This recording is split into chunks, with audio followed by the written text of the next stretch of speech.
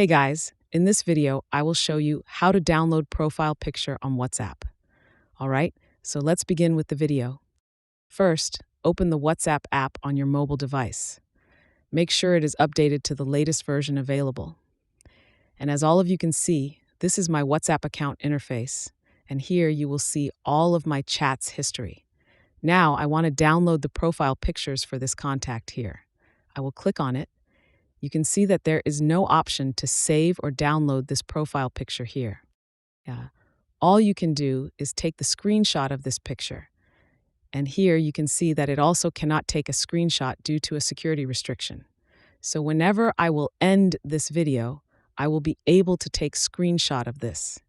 So because it's screen recording, so that I'm unable to take a screenshot, but you can take a screenshot of it by clicking the power button and the volume button.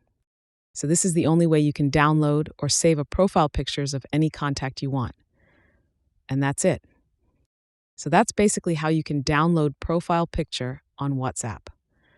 So that's all for this video. Consider subscribing if you find it helpful, and I'll catch you in the next one. Thanks.